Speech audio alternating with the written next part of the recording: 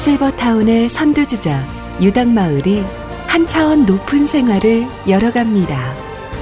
쾌적한 자연환경과 편리한 교통, 체계적인 건강관리와 풍요로운 커뮤니티, 선택받은 159세대만을 위한 고품격 실버타운.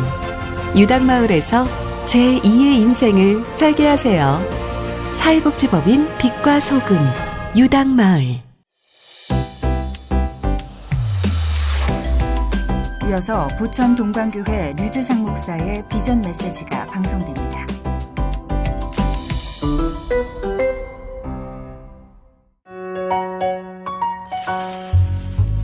서희건설의 이진석 댁의 딸이 셋인데 하나 둘 서희 그 중에서도 셋째 그 셋째 딸보다 훨씬 더 아름답게 아파트를 짓는 서희건설이 전국의 조합 아파트를 짓습니다.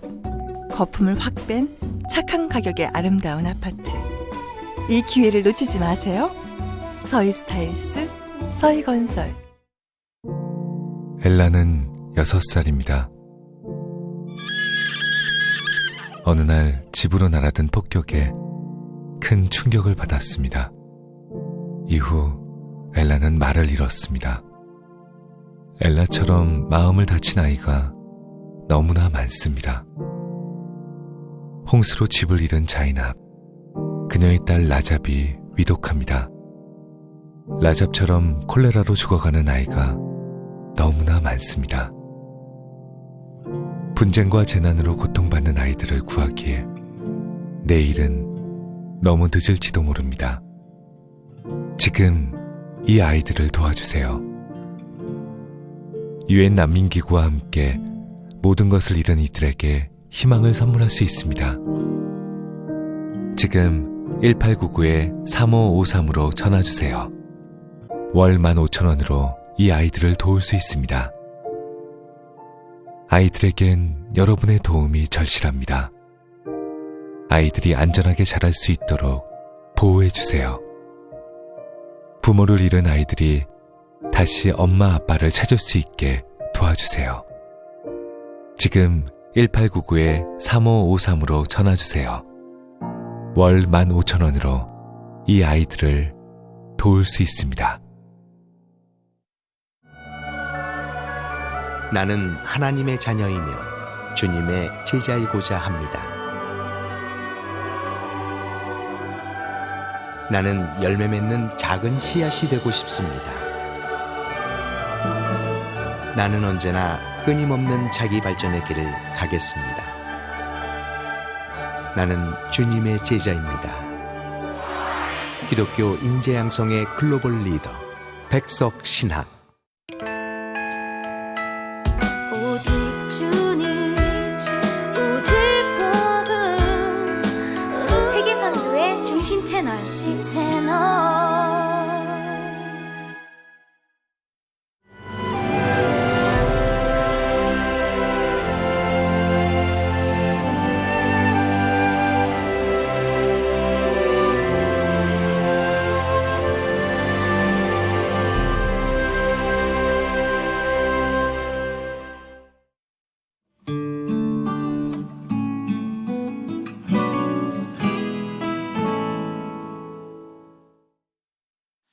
우리는 선지자로 오신 예수님을 메신저로서 이 땅에 오셔서 우리에게 말씀을 주신 분으로, 또한 그가 메시지 말씀으로서 우리에게 직접 말씀을 먹게 하시고 그의 피를 마시게 하신, 자기 자신을 내어주신 분으로 우리는 배워서 이제 말씀이신 하나님에 대해서 알게 되었습니다.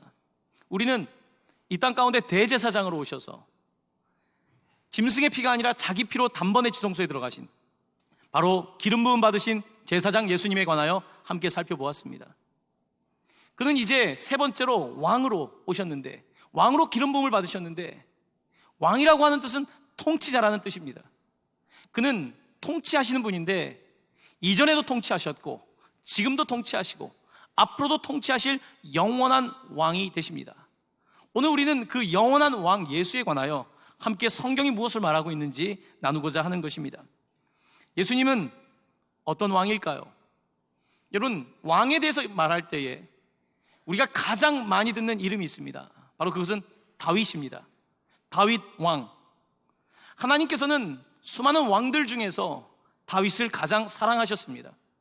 그리고 다윗의 자손 가운데에 하나님께서 선택하신 이 다윗의 자손 가운데에 그의 왕국을 세워주시는데, 이 땅에서의 왕국은 다윗의 혈통을 통해서 나지만 하나님께서는 이 땅 가운데에 세상을 다스릴 우주의 왕이신, 만왕의 왕이신 이가 오시게 하는데 바로 그가 다윗의 혈통이라고 말씀하셨습니다.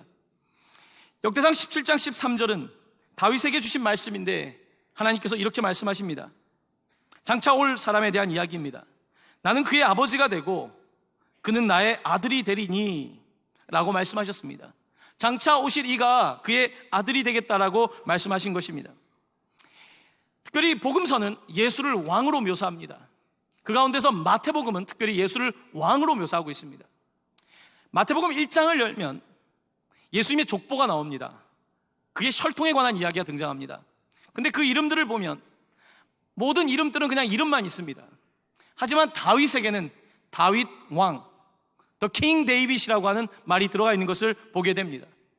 마태복음은 처음부터 예수님의 족보를 말하면서 바로 킹 데이빗, 다윗 왕으로부터 온 예수에 관하여 증거하려고 하는 것입니다.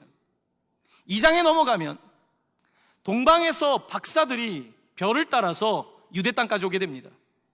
그들이 온 이유는 바로 이곳에 왕이 난다는 이유 때문이었습니다. 다른 복음서에 있지 않은 이 동방 박사의 이야기는 이들이 도착해서 헤로데에게 이렇게 묻습니다. 유대인의 왕으로 나신 이가 어디 있느냐?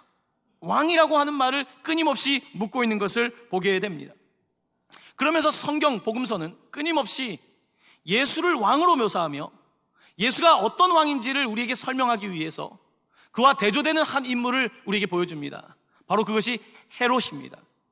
헤롯이라고 하는 왕은 헤롯 더 그레이트, 헤롯 대왕이라고 하는 이름으로 불려지는 사람입니다. 이 헤롯 대왕은 상당히 유능한 사람이었습니다. 이 헤롯을 통해서 이 유대 땅은, 이 이스라엘 땅은 나름대로 번성하기 시작했고 경제적인 안정과 평화를 누리기 시작했습니다. 사람들에게 헤롯은 나름대로 위대한 왕이었습니다. 하지만 이 헤롯이라고 하는 사람은 이제 권력의 맛에 길들여지기 시작하고, 여러분 권력 싸움이 얼마나 강했던 시대였습니까? 우리 조선시대도 마찬가지였지만 얼마나 대단했습니까? 이 헤롯이라고 하는 왕은 자신의 권력을 빼앗길까봐 자신에게 혹시 모함을 하거나 반역할 수 있는 사람은 먼저 죽이는 일을 했습니다. 그는 그의 어머니가 그의 형제들과 함께 모함을 한다는 것을 알고 나서 그의 어머니를 처형합니다. 자기의 어머니를 죽이는 것을 두려워하지 않았던 헤롯입니다. 그만큼 그에게는 왕권이, 권력이 중요했기 때문입니다. 헤롯은 자기를 내세우는 일, 내 권력을 공고하게 하는 일에 모든 초점을 두었던 사람입니다. 그는 특별히 자신의 권력을 강화하기 위해서, 자신의 위대함을 높이기 위해서 예루살렘의 성전을 짓기 시작했습니다. 우리는 그가 지은 이 성전을 일컬어서 제3성전이라고 말합니다. 솔로몬이 지었던 첫 번째 성전, 스룹바벨의 제2성전, 그리고 헤롯이 세 번째 성전을 짓게 됩니다. 이 성전은 주전 20년에 시작되어서 주 64년까지 약 84년 동안 지어진 대단한 건축물입니다. 당시의 사람들은 헤롯의 성전을 보지 않고는 건축을 말할 수 없을 만큼 위대한 건축물을 짓기 시작했습니다. 그런데 그가 이 건축물을 지은 이유는 단지 하나였습니다. 자신의 위대함이었습니다. 하나님의 위대함이 아니라 자신의 위대함을 높이기 위해서 이 건축을 시작한 것입니다. AD 60년에 헤롯이 시작한 이 성전은 완공을 마치게 됩니다. 하지만 이 성전은 오래가지 못합니다. 6년이 지나고 AD 70년, 주 70년에 로마에 의해서 예루살렘 성은 불타고 무너지고 맙니다. 헤롯 왕의 인생은 대단히 권력을 지향했고 대단한 인생을 꿈꾸었지만 결국은 그가 꿈꾸었던 권력은 무너지게 되었고 그가 세운 성전도 쉽게 무너지고 말았습니다. 자, 이와 같은 헤롯이라고 하는 백그라운드, 이 배경 하에서 우리는 예수가 어떠한 왕인지를 볼 수 있습니다. 그러면 예수는 어떤 왕일까요? 성경은 예수님은 베들레헴에 오셨다고 합니다. 그것도 마국간에, 그것도 구유에, 강보에 쌓인 채로 구유에 누워 있었던 예수님의 태생에 관하여 말하고 있습니다. 세상의 많은 왕들의 이야기는 놀라운 신화적인 이야기들로 그들의 태어날 때 이런 일 저런 일이 있었다고 대단한 왕의 모습들을 보여줍니다. 하지만 우리가 믿는 예수 그리스도는 베들레헴의 가장 낮은 곳에 오신 분으로 성경은 우리에게 기록하고 있는 것입니다. 그는 또한 목수였습니다. 아버지 목수를 따라 손으로 일하며 어머니를 봉양하는 그와 같은 아들이었습니다. 그가 30이 되어 특별히 하나님의 부르심을 받아 공생애를 시작할 때에 그는 곳곳에 나아가 선지자로서 하나님의 말씀을 증거하기 시작했습니다. 하나님의 나라가 이 땅에 왔다. 하나님의 말씀을 듣는 사람들은 변화되기 시작했고 치유되기 시작했습니다. 그리고 예수 그리스도는 이제 제사장으로 예루살렘에 나아가 이제 이 땅에 말씀을 증거하는 자로서 끝나는 것이 아니라 세상에 나아가 예루살렘에 나아가 자기 자신의 목숨으로 자기 자신의 피로 제사를 드리시는 일을 감당하게 됩니다. 그때 그가 제사장으로 이 예루살렘에 나아갈 때에 다른 왕들처럼 백마를 타지 않았습니다. 그는 나귀를 탔습니다. 이사야서를 인용하면서 마태는 이렇게 우리에게 증언하고 있습니다. 마태복음 21장 5절 말씀을 저와 함께 봉독하도록 하겠습니다. 시온 딸에게 이르기를 내 왕이 내게 임하나니 그는 겸손하여 나귀 곧 멍에 매는 짐승의 새끼를 탔도다 하라. 그렇습니다. 그는 겸손하여 나귀 멍에 매는 짐승의 새끼를 탔던 분이었습니다. 그는 예루살렘에 들어가 군인들에게 옷이 다 벗겨지고 그의 옷은 제비뽑기를 통해서 다 갈라지게 되었고 그는 온몸으로 채찍을 맞았고 왕들이 쓰는 금면류관이 아니라 보석이 달려있는 왕관이 아니라 가시면류관을 쓰셨습니다. 그는 십자가에 처참히 매달려 있었는데 사람들은 그 십자가의 명패로 유대인의 왕이라고 기록해 놓았습니다. 복음서는 우리에게 예수가 다윗의 족보에서 오셔서 유대인의 왕으로서 이해되지 않는 사건을 통해서 그가 돌아가셨다는 것을 우리에게 증언하고 있습니다. 그런데 과연 예수는 유대인의 왕일까요? 아니 그가 단지 유대인만의 왕일까요? 성경 우리에게 무엇이라고 증언하고 있을까요? 같은 사건을 더 후대에 기록하고 있는 요한 사도는 우리에게 이 예수의 명패에 관해서 예수가 누구인지에 관해서 조금 더 자세하게 이렇게 설명을 하고 있습니다. 요한복음 19장 20절 말씀입니다. 저와 함께 한 목소리로 봉독하도록 합니다. 빌라도가 패를 써서 십자가 위에 붙이니 나사렛 예수 유대인의 왕이라 기록되었더라. 예수께서 못 박히신 곳이 성에서 가까운 고로 많은 유대인들이 이 패를 읽는데 히브리어와 로마와 헬라어로 기록되었더라. 아멘. 요한 사도는 우리에게 증언하고 있습니다. 유대인의 왕이라고 하는 이 패를 읽는데 단지 유대인인 히브리어를 말하는 사람들뿐만 아니라 당시에 권력을 장악하고 있었던 로마, 라틴말로도 또한 그 전에 이미 문화권이 형성되어 있는 헬라 문화권 안에서 헬라어로 기록이 되었다고 우리에게 증언하고 있습니다. 복음서는 우리에게 한 가지를 말하고 싶은 것입니다. 예수는 유대인의 왕이 아니라 바로 우리 모두의 왕이십니다. 그는 바로 모든 인류를 위한 왕이시며 모든 언어와 열방을 위한 왕이십니다. 이것을 우리에게 선포하고 있는 것입니다.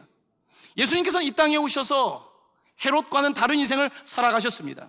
그는 십자가에 못 박혀 돌아가셨습니다. 하지만 그가 십자가에 죽고 부활하신 후에 하나님 우편에 가셔서 놀라운 일이 벌어지기 시작합니다. 그가 성령을 보내주시고 헤롯의 성전은 무너졌지만 그가 세운 교회가 서게 됩니다. 헤롯의 성전은 몇 년 만에 무너졌지만 그가 세운 교회가 영원히 서 있는 것을 보게 되는 것입니다. 바로 그의 육체를 주심으로 말미암아 그의 죽음 위에 그의 십자가 위에 골고다 위에 세운 하나님의 교회가 영원히 서 있는 영원한 나라로서 이 땅 가운데 있는 것을 우리는 복음서의 증거를 통해서 이렇게 바라보고 있는 것입니다. 바로 이것이 예수님 왕에 관한 사건에 대한 기록입니다. 예수는 세상에서 우리가 한 번도 본 적도 없고 볼 수도 없는 왕으로 이 땅에 오셨습니다. 왜냐하면 권력이라고 하는 것은 끊임없이 권력을 지키고 팽창하려고 하는 욕망을 가지고 있습니다. 하지만 이 땅에 오신 예수님은 세상의 권력이 아니라 하나님을 의지하심으로 말미암아 하나님의 나라를 세우신 분입니다. 권력자들 앞에서 두려워하지 않으셨습니다. 권력자들 앞에서 오직 하나님의 나라만 말씀하셨던 예수님의 삶을 우리는 보는 것입니다. 여러분, 그는 겸손한 왕이었습니다. 자기 자신을 내어주는 왕이었습니다. 하지만 사람들은 그런 왕을 사실 좋아하진 않습니다. 누가 겸손한 왕을 좋아합니까? 누가 자기 자신을 내어주는 왕을 좋아합니까? 누가 그렇게 바보같이 착한 왕을 좋아합니까? 사람들은 강한 왕을 좋아합니다. 사람들은 우리를 지배하는 왕을 싫어하면서도 강한 왕을 좋아합니다. 이것이 사람들의 심리입니다. 겸손하면 짓밟고 양보하면 목숨까지 빼앗는 세상 속에 예수 그리스도께서 오셔서 자기를 내어주십니다. 바로 여러분과 저 때문에 자기 자신을 내어주신 것입니다. 그는 그와 같은 겸손한 왕이었습니다. 예전에 본 영화 가운데 마지막 황제라는 영화가 있습니다. 많은 분들이 기억하실 것입니다. 이 마지막 황제는 중국의 어린 왕자가 황제로 등극한 이야기를 담고 있습니다. 그리고 황궁 안에서 어떠한 일이 일어나는지를 우리에게 보여줍니다. 하루는 왕의 한 형제가 그에게 와서 묻습니다. 왕이 잘못을 하면 누가 벌을 받습니까? 왕이 잘못하면 어떤 일이 벌어집니까? 그때 어린 황제는 이렇게 대답했습니다. 내가 잘못하면 다른 사람이 당연히 벌을 받지 하면서 항아리 하나를 던져서 깨뜨립니다. 그러자 총 하나가 불려와서 매를 맞습니다. 심하게 매를 맞습니다. 그는 왕이 잘못하면 종이 벌을 받는 것을 보여준 것입니다. 근데 예수 그리스도는 이 땅에 오셔서 우리가 아는 왕과는 완전히 다른 역전되어 있는 방식으로 누가 왕인지를 보여주고 있습니다. 바로 종이 잘못할 때에 왕이 매를 맞는, 종이 저주를 받아야 되는데 왕이 저주를 받는, 종이 죽어야 되는데 왕이 죽는, 세상에서 한 번도 보지 못한 이야기가 성경에 펼쳐지고 있는 것입니다. 바로 이것이 복음의 이야기이며 우리를 위하여 오신 예수는 바로 나를 위하여 죽으신 왕이라는 사실을 성경은 끊임없이 증언하고 있는 것입니다. 하나님께서는 이렇게 하나님만 의지하고 하나님만 믿고 세상의 권력도 세상의 어떠한 것도 두려워하지 않고 살았던 그의 아들 예수를 이제 높여주십니다. 그를 만왕의 왕으로 모든 나라와 열방이 엎드릴 수밖에 없는 이름으로 그를 높여주시는데 빌립보서 2장 9절 10절은 이렇게 기록하고 있습니다. 저와 함께 봉독하도록 하겠습니다.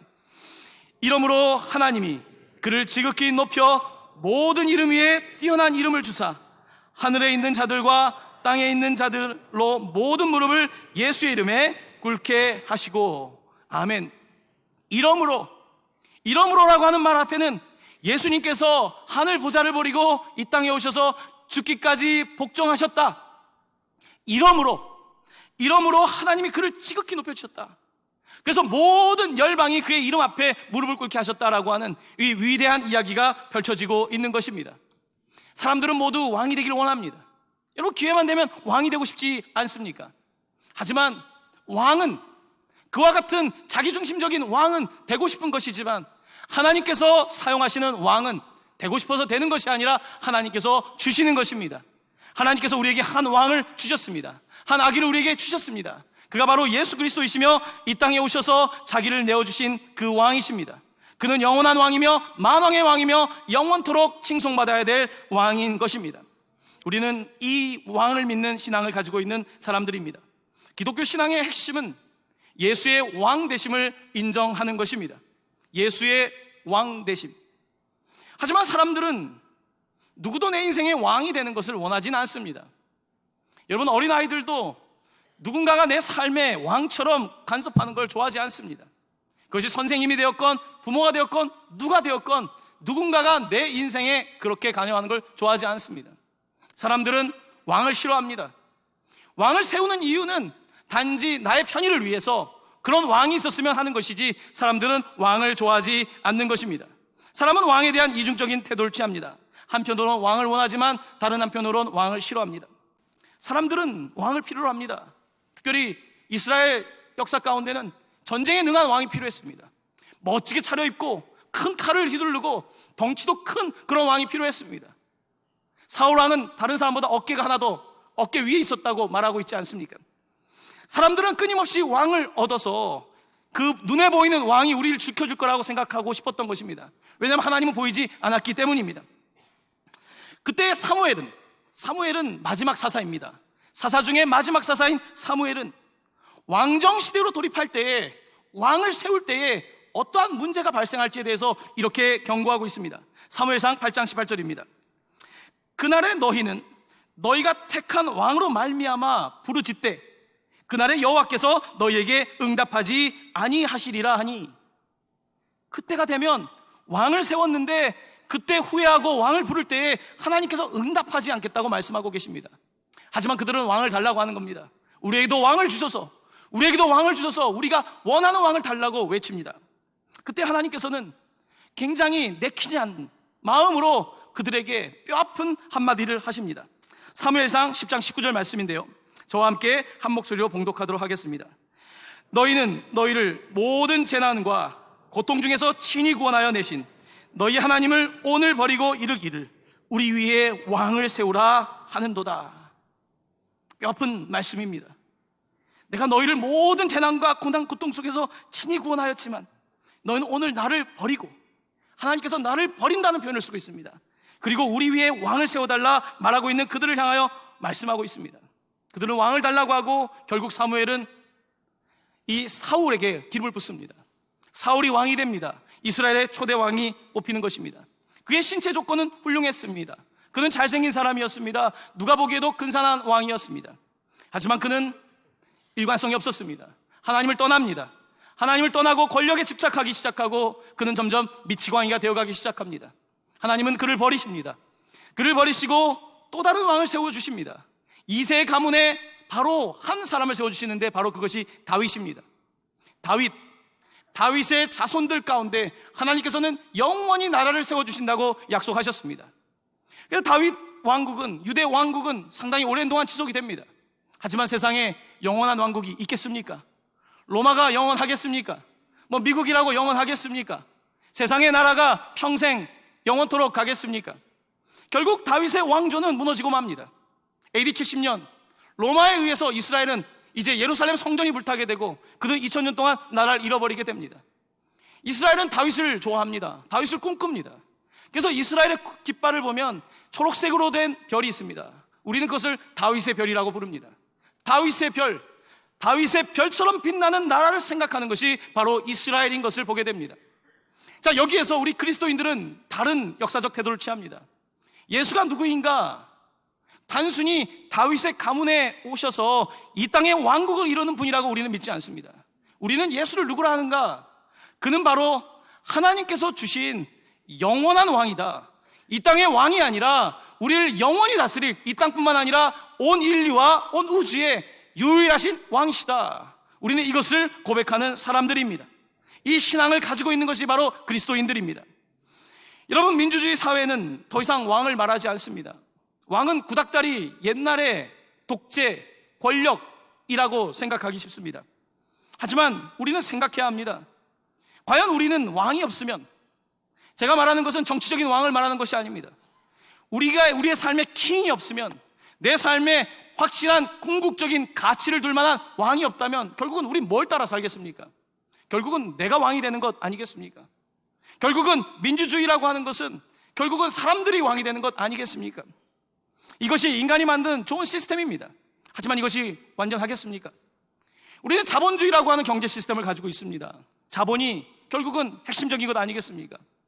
우리는 자본주의 시대를 살아가면서 자본에 의해서 자본을 왕으로 삼는 시대를 어쩌면 살아가고 있습니다. 그런데 자본주의든 민주주의든 어떠한 지금 정치적 경제적 시스템을 가지고 있는지와 상관없이 우리는 자기 자신에게 물어야 합니다. 내 인생의 정말 왕은 누구인가? 2000년 전의 사람들도, 2000년이 지난 지금의 사람들도 동일하게 물어야 됩니다. 내 삶의 왕은 누구지? 이 질문을 던지면 결국은 우리는 하나님인지 아니면 내가 왕인지 그 두 가지 중에 대답을 할 수밖에 없는 근본적인 질문 앞에 서게 되는 것입니다. 여러분, 현대사회에도 왕이 있는 나라들이 많이 있습니다. 그런 나라를 우리가 입헌군주제의 나라라고 합니다. 가까운 일본, 태국, 영국, 뉴질랜드, 캐나다, 스웨덴, 덴마크, 이외에도 수많은 나라들이 왕을 가지고 있습니다. 하지만 이 왕들은 입헌군주제입니다. 헌법 밑에 있는 것입니다. 왕이 헌법 위에 올라갈 수는 없습니다. 왕도 헌법 아래에 있는 것입니다. 왜냐하면 그동안에 왕권이 독재 권력을 했기 때문에 이제는 헌법이 위에 올라가는 시스템을 갖게 된 것입니다. 자, 하지만 우리는 이와 같은 입헌군주제적인 모습을 보면서 전 정치를 이야기하는 것이 아닙니다.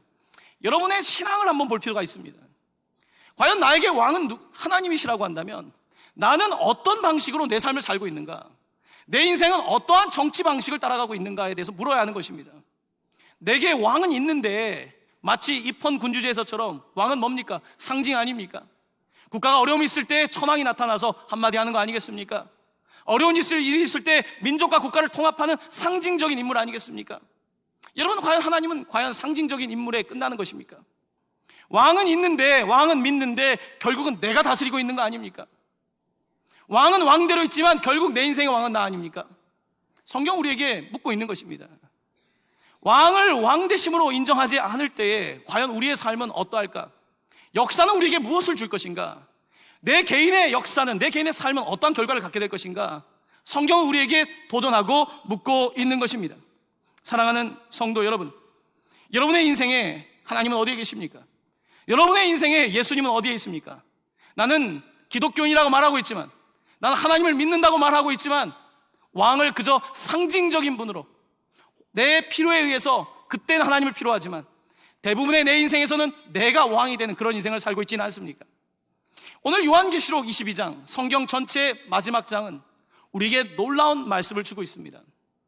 오늘 읽은 본문은 주어가 나입니다. 여기서 주어 나는 바로 예수님 자신입니다. 예수님께서 뭐라고 말씀하십니까? 나는 알파와 오메가요, 처음과 마지막이요, 시작과 마침이라. 무슨 말씀입니까? 우리 왕 되신 예수님은 다윗 왕보다 더 먼저 계셨던 왕이고, 말씀이 육신이 되어 오신 예수 그리스도는 어떠한 선지자보다 더 먼저 계셨던 말씀이고, 이 땅 가운데 오신 제사장 예수 그리스도는 아론이라는 제사장보다, 멜기세덱이라고 하는 제사장보다 더 먼저 계셨던 제사장이다. 그가 알파이시다라고 말씀하고 있는 것입니다. 그리고 때가 되면 in his time, 그의 시간에 그의 왕대심이 드러난다. 그가 오메가로서, 마지막으로, 종결점으로, 도착점으로서 우리 가운데 오신다. 우리는 그 역사와 그 시작과 끝 사이에 살고 있는 존재다. 성경은 우리에게 이렇게 증언하고 있는 것입니다. 오늘 우리가 읽은 마지막 16절은 이렇게 기록되어 있습니다. 주어가 이렇습니다. 나 예수는, 놀랍지 않습니까? 나 예수는 교회들을 위하여 내 사자를 보내어 이것들을 너희에게 증언하게 하였노라. 성경의 증언에 관하여 예수님의 증언이라고 말씀하고 있습니다. 그러면서 이렇게 말씀하십니다. 나는 다윗의 뿌리요 자손이. 혈통적으로 볼 때는 예수님께서 다윗의 자손일지 모르겠지만 예수님은 다윗의 뿌리가 된다고. 그는 in the beginning, 처음부터 계셨던 다윗의 뿌리라고 말씀하고 있는 것입니다. 또 한 가지, 그는 곧 광명한 새벽별이라. 예수에 관해서 마태복음은 아브라함과 다윗의 자손이라고 말합니다. 아브라함이 보았던 수많은 별들 가운데 새벽별이 하나 있습니다. 광명한 새벽별이 있습니다. 아브라함의 자손 가운데 우리에게 구원을 주시는 광명한 새벽별이신 예수 그리스도가 계신 것입니다. 오늘 요한계시록은 우리에게 바로 다윗의 자손 예수, 아브라함의 자손 예수, 시작과 마지막이 되시며 이 땅의 왕이 되시며 모든 열방에게 찬송받기 원하시는 이 왕에 관하여 말씀하고 있는 것입니다. 사랑하는 성도 여러분, 들을 게 있는 자는 들으시기를 바랍니다. 들을 게 있는 자는 들으시기를 바랍니다. 그는 우리의 왕이십니다. 그는 만왕의 왕이십니다. 그를 예배하는 것이 우리의 인생의 목적입니다. 하나님의 왕 되심이 여러분의 인생에 놀라운 변화를 가져오게 되기를 예수님의 이름으로 간절히 축원합니다. 아멘.